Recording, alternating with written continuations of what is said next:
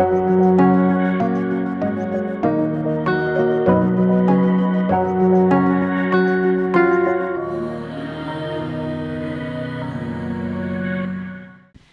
പേര് ഡെസ്മി ഡേവിസ്. ഞാൻ തൃശ്ശൂർ ജില്ലയിൽ നിന്നാണ് വരുന്നത്. ഞാൻ ഒരു ടീച്ചറാണ്, ഇപ്പോൾ വർക്ക് ചെയ്യുന്നില്ല. ഞാൻ 2022 മാർച്ചിൽ ഞാനിവിടെ ആദ്യമായിട്ട് വന്നിരുന്നു. അതെൻ്റെ ഹസ്ബൻഡ് വീട്ടുകാരുടെ കൂടെ വന്നത്.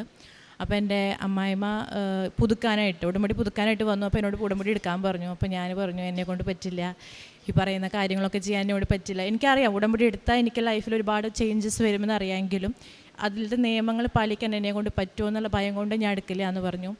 അത് കഴിഞ്ഞ് ഞാൻ കൊച്ചിലെ തൊട്ട് എന്നും കുർബാനയ്ക്ക് പോയിരുന്ന ഒരാളായിരുന്നു. കുർബാനയ്ക്ക് പോവും, എന്നും കൊന്ത ചെല്ലുന്ന ഒരാളായിരുന്നു. കോവിഡൊക്കെ വന്നതിന് ശേഷം കുർബാനയ്ക്ക് പോകലൊക്കെ മുടങ്ങി. അതേപോലെ മാതാവിൻ്റെ വഴിയിൽ നിന്ന് ഞാൻ വളരെയധികം മാറിപ്പോയി. വിവാഹത്തിന് ശേഷം ഇതേപോലെ തന്നെ കുർബാനയില്ല, കുടുംബ പ്രാർത്ഥനയുണ്ട്, അല്ലാതെ ഞാൻ സ്വന്തമായി ചെല്ലുന്ന കൊന്തയൊന്നും ഞാൻ ചെല്ലിയിരുന്നില്ല. അതുപോലെ തന്നെ ഞാൻ ഇന്നേ വരെ എക്സാമിന് എത്ര ടഫുള്ള എക്സാം ആയാലും മാതാവ് എന്നെ പാസ്സാക്കി തന്നിരുന്നു. പക്ഷേ ഈ ഒരു മാറ്റം, ഞാൻ കുർബാനയിൽ നിന്നും കൊന്തയിൽ നിന്നൊക്കെ മാറിയതിന് ശേഷം ഞാൻ എക്സാമിനൊക്കെ തോൽക്കാൻ തുടങ്ങി. അപ്പോൾ അതെനിക്ക് വളരെയധികം വിഷമം സങ്കടമൊക്കെ ഉണ്ടായിരുന്നു. പിന്നീട് ഞാൻ വിചാരിച്ചു അത് ശരിയാവും, ഞാൻ എഴുതിയെടുക്കും എന്നൊക്കെ പറഞ്ഞു.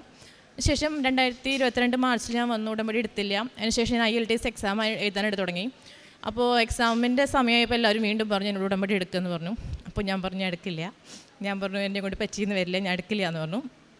ഞാൻ എടുക്കില്ല എന്ന് പറഞ്ഞതിൻ്റെ പിറ്റേ ദിവസം എൻ്റെ ഡാഡി വിളിച്ചിട്ട് പറഞ്ഞു ഡാഡിക്ക് മൂത്രസഞ്ചിയിലൊരു തടിപ്പ്. ഞങ്ങളുടെ വീട്ടിലെല്ലാവരും ഭയങ്കര പേടിച്ചു. എൻ്റെ ഡാഡി ഇത്ര പേടിച്ച് ഞാൻ കണ്ടിട്ടില്ല. എന്നാൽ ആകെ ഒരു സിറ്റുവേഷൻ കയ്യിൽ നിന്ന് പോയ പോലെ നല്ല വലിപ്പമുള്ളൊരു മുഴയായിരുന്നു. അപ്പോൾ ഞാൻ മനസ്സിലാക്കി എൻ്റെ ഒരു തെറ്റാണ്. കാരണം ഇത്രയധികം ആൾക്കാർ എന്നോട് ഉടമ്പടി എടുക്കാൻ പറഞ്ഞിട്ടും ഞാൻ ചെയ്യില്ല എന്നുള്ളവരുടെ മുഖത്ത് നോക്കി പറഞ്ഞു. എന്നോട് പറ്റില്ല, ഞാൻ ചെയ്യില്ല എന്ന് മുഖത്ത് നോക്കി പറഞ്ഞിട്ടുണ്ട്. ഒഴിഞ്ഞു മാറല്ല, മുഖത്ത് നോക്കി പറഞ്ഞു. അതിൻ്റെ ശിക്ഷയായിരിക്കാമെന്ന് കരുതി ഞാൻ എന്നെ തന്നെ കുറേ പഴിച്ചു. ഞാൻ അന്ന് തന്നെ ഞാൻ തീരുമാനമെടുത്തു. എൻ്റെ വീട്ടിൽ മാതാവിൻ്റെ രൂപമുണ്ട്, കൃപാസന മാതാവിൻ്റെ രൂപമുണ്ട്. ഞാൻ പറഞ്ഞു മാതാവ് ഞാൻ എത്രയും പെട്ടെന്ന് ഞാൻ ഉടമ്പടി എടുത്തുകൊണ്ട് അതിൻ്റെ പേരിൽ എൻ്റെ അച്ഛനൊന്നും ഒരു കുറവും വരുത്തരുതെന്ന് പ്രാർത്ഥിച്ചു. ഡോക്ടറെ അടുത്തേക്ക് പോയി. ഭാഗ്യവശാൽ ഡോക്ടർ പറഞ്ഞു കുഴപ്പമൊന്നുമില്ല, അത് ട്രീറ്റ്മെൻറ്റ് എടുത്താൽ മാറാവുന്നതുള്ളൂ, നീര് കിട്ടാണ്, അതൊരു വേറൊരു രീതിയിലേക്ക് ക്യാൻസർ പോലത്തെ ഒരു മാരക രോഗത്തിലേക്ക് പോവില്ല എന്ന് പറഞ്ഞു. അപ്പോൾ എനിക്ക് ഒത്തിരി സന്തോഷമായി. ഞാനെടുത്ത തീരുമാനം കൊണ്ടായിരിക്കണം മാതാവ് എനിക്കതങ്ങനൊരു മാറ്റം സംഭവിച്ചത്. അങ്ങനെ ഞാനിവിടെ ഒരു മെയിൽ വന്ന് ഉടമ്പടി എടുത്തു. ഞാൻ ഫസ്റ്റ് വട്ടം എക്സാമിൻ്റെ തൊട്ടടുത്തായിട്ട് ഞാൻ ഉടമ്പടി എടുത്തത്. അപ്പോൾ ഈ ഉടമ്പടിയിൽ പറഞ്ഞ കാര്യമൊക്കെ ഞാൻ ചെയ്യുന്നുണ്ടായിരുന്നു. ഒരാഴ്ചത്തോളം ആകുമ്പോഴേക്കും എൻ്റെ എക്സാമായി. ഞാൻ എക്സാം എഴുതി. ആദ്യത്തെ വട്ടം ഞാൻ ഫെയിലായി. പക്ഷെ ഞാൻ മാതാവോട് പറഞ്ഞിട്ടുണ്ടായിരുന്നു ഞാൻ കാനഡയിലേക്ക് പോകാനാണ് ഞാൻ എഴുതിയിരുന്നത്.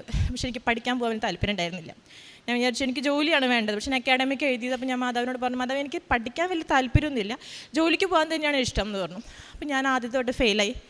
അപ്പോൾ എന്നോട് എല്ലാവരും പറഞ്ഞു ഉടമ്പടി എടുത്തിട്ട് ഫെയിലാകുമ്പോൾ നീ ഒരിക്കലും വിശ്വാസത്തിൽ നിന്ന് പുറത്തേക്ക് പോകരുത്, അതായത് ഉടമ്പടി ചെയ്യുന്നത് കണ്ടിന്യൂസ് ആയിട്ട് ചെയ്തോളൂ, യാതൊരു വിധ മാറ്റവും വരുത്തരുതെന്ന് പറഞ്ഞു. ഞാൻ മാറ്റം ഒന്നും വരുത്തിയില്ല. ഞാൻ ഡെയിലി കുർബാനയ്ക്ക് പോയിരുന്നു. ബാക്കി എല്ലാ കാര്യങ്ങളും ഞാൻ അതേപോലെ ഫോളോ ചെയ്തു. ശേഷം ഒരു മാസം കഴിഞ്ഞപ്പോഴാണ് ഞാൻ അറിഞ്ഞത് ജനറൽ എന്ന് പറയുന്ന ഒരു കാറ്റഗറി ഉണ്ട് IELTS ജോലിക്ക് പോകാൻ വേണ്ടിയിട്ട് അത് വളരെ ഉപകാരപ്പെടുന്നു ഞാൻ അറിഞ്ഞു. ഞാൻ അറിഞ്ഞിട്ടുണ്ടായിരുന്നില്ല, അത് ആദ്യമായിട്ടാണ് അപ്പോഴാണ് ഞാൻ അറിയുന്നത്. ഞാൻ ഫെയിൽ ആയതിനു ശേഷമാണ് ഞാൻ അറിയുന്നത് ജോലിക്ക് പോകാൻ വേറെ ടൈപ്പ് ഓഫ് IELTS ഉണ്ടെന്നും. ഞാൻ അതിന് ട്രൈ ചെയ്തു.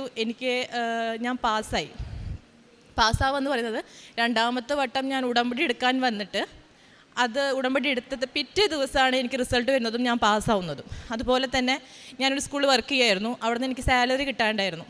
എനിക്കൊരു 9 മാസത്തോളമായിട്ട് സാലറി കിട്ടിയിരുന്നില്ല. അവിടെ ഞാൻ ഇടയ്ക്കിടയ്ക്ക് കോൺടാക്ട് ചെയ്യുമ്പോൾ ഇപ്പോൾ തരാം എന്ന് പറഞ്ഞു 9 മാസത്തോളം കിട്ടിയില്ല.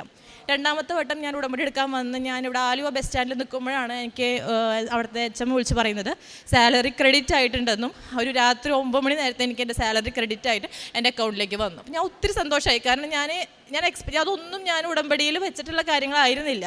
പക്ഷെ ഇതൊക്കെ ഞാൻ വെക്കാത്ത പല കാര്യങ്ങളും മാതാവ് എൻ്റെ കൂടെ നിന്ന് നടത്തുമായിരുന്നു. അതേപോലെ തന്നെ എൻ്റെ പപ്പയ്ക്ക് ഭയങ്കര മുട്ടുവേദനയാണ്. ആൾക്ക് ഈ വെയിറ്റൊക്കെ എടുക്കുന്ന ആളായതുകൊണ്ട് വെയിറ്റ് എടുത്ത് സ്റ്റെപ്പ് കയറണം. കുറേ വർഷങ്ങളായിട്ടുള്ള മുട്ടുവേദനയാണ്. ആ മുട്ടുവേദന ഞാനിവിടുന്ന് ഉടമ്പടി എടുത്തിട്ട് ഉടമ്പടി തൈലം കൊണ്ടുപോയിട്ട് ഞാൻ വിശ്വാസ പ്രമാണം ചൊല്ലിയിട്ട് ഞാൻ മുട്ടൊക്കെ ഒഴിഞ്ഞ് പ്രാർത്ഥിക്കുമായിരുന്നു. അപ്പോൾ അതൊന്നും അടിക്ക് ഇഷ്ടമല്ല ഇങ്ങനെ ചെയ്യുന്നത്. അടി വന്നാൽ അതൊന്നും കാര്യമില്ലടി, ഇത് വർഷങ്ങളായിട്ടുള്ളതാണെന്ന് പറഞ്ഞു. പക്ഷെ ഞാൻ ചെയ്യായിരുന്നു. ഒരു ദിവസം ഞാൻ ചെയ്തിട്ട് പിറ്റേ ദിവസം ഡാഡി വിളിച്ചിട്ട് പറഞ്ഞു നല്ല മാറ്റം ഉണ്ട് കേട്ടോ എന്ന് പറഞ്ഞു. പൂർണ്ണമായിട്ട് വിട്ടുപോയി എന്ന് ഡാഡി പറയുന്നില്ല, പക്ഷേ എനിക്കിപ്പോൾ കൂളായിട്ട് കയറാൻ ഇറങ്ങാം, നല്ല മാറ്റം ഉണ്ടെന്ന് പറഞ്ഞു. അത് കേട്ടപ്പോഴും നമുക്ക് ഭയങ്കര സന്തോഷമായി. അതുപോലെ തന്നെ എനിക്ക് ഇയർ ബാലൻസിൻ്റെ പ്രശ്നം ഉണ്ടായിരുന്നു. എനിക്കിങ്ങനെ സ്റ്റെപ്പ് ഇറങ്ങുക, പെട്ടെന്ന് തല തിരിക്കുകയൊക്കെ ചെയ്താൽ ഈ ഭൂമി മുഴുവൻ അങ്ങനെ തല തിരിഞ്ഞ് നിൽക്കുന്ന പോലെ വരും, ഛർദ്ദിക്കാൻ വരും. എനിക്ക് സ്റ്റെപ്പ് കയറാൻ, കുമ്പിട്ട് സാധനം എടുക്കാനൊക്കെ ചെയ്യുമ്പോൾ ഇയർ ബാലൻസിന് ഭയങ്കര പ്രശ്നമായിരുന്നു. അത് എനിക്ക് ഒരു 1.5 വർഷമായിട്ടുണ്ടായിരുന്നു. എനിക്ക് പഠിക്കാനൊക്കെ കോളേജിൽ പഠിക്കുന്ന സമയത്ത് PG പഠിക്കുമായിരുന്നു. അപ്പോൾ നമുക്ക് 2ാമത്തെ നിലയിലേക്കൊക്കെ സ്റ്റെപ്പ് ഞാൻ അങ്ങനെ പിടിച്ചാൽ കയറുക, പേടിച്ചിട്ടാണ് കയറുക. എപ്പോഴെങ്കിലും ഉരുണ്ട് താഴത്തേക്ക് വീഴുമെന്ന് പേടിക്കും. അപ്പോൾ എനിക്ക് ലാബിലൊക്കെ ചെയ്യുമ്പോൾ പെട്ടെന്ന് നമുക്ക് ഫിസിക്സ് ലാബായിരുന്നു. അപ്പോൾ എന്തെങ്കിലുമൊക്കെ ചെയ്യാൻ വേണ്ടി കുമ്പിടാൻ എഴുന്നേക്കുമ്പോൾ ചെയ്യുമ്പോൾ നമുക്ക് ഭയങ്കര ബുദ്ധിമുട്ടായിരുന്നു. ഞാനിവിടെ വന്നിട്ട് ഞാൻ ഉടമ്പടി ആദ്യത്തെ വട്ടം മാർച്ച് 2022 ഞാൻ വന്നിട്ട് ഞാൻ മാതാവിനോട് പറഞ്ഞു, മാതാവ് ഇത് വെച്ചിട്ട് എനിക്ക് എൻ്റെ കരിയർ മുന്നോട്ട് കൊണ്ടുപോകാൻ പറ്റില്ല. ഞാൻ ടീച്ചറാണ്, കുട്ടികളുടെ കൂടെ ഓടിച്ചാടി നടക്കേണ്ട ഒരു ടീച്ചറാണ്, എനിക്ക് ഇങ്ങനെ വന്നു കഴിഞ്ഞാൽ എനിക്കൊന്നും ചെയ്യാൻ പറ്റില്ല എന്ന് പറഞ്ഞു.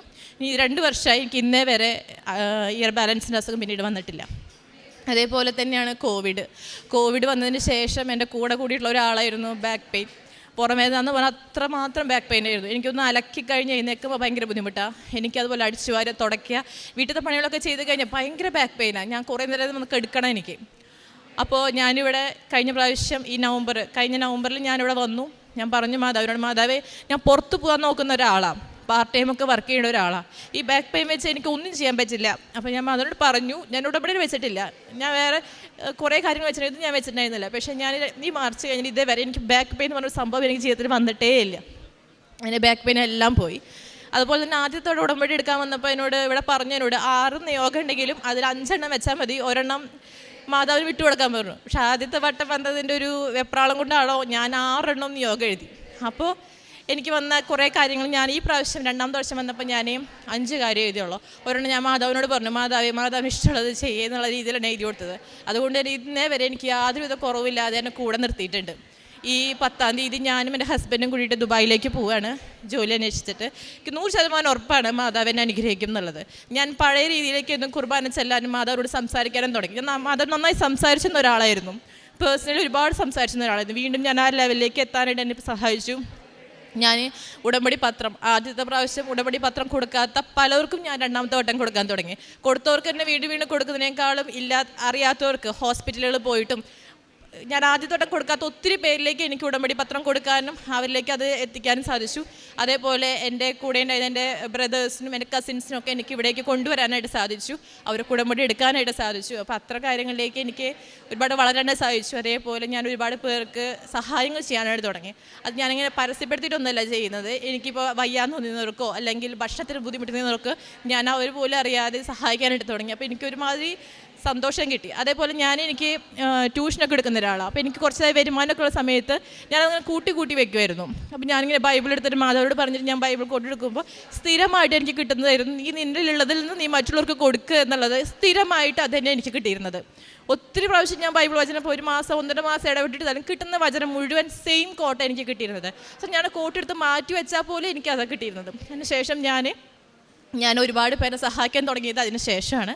അപ്പോൾ എനിക്ക് മാതാവ് നൽകിയിട്ടുള്ള ഒത്തിരി അനുഗ്രഹങ്ങളുണ്ട്. എല്ലാത്തിനും മാതാവിന് ഒത്തിരി നന്ദി.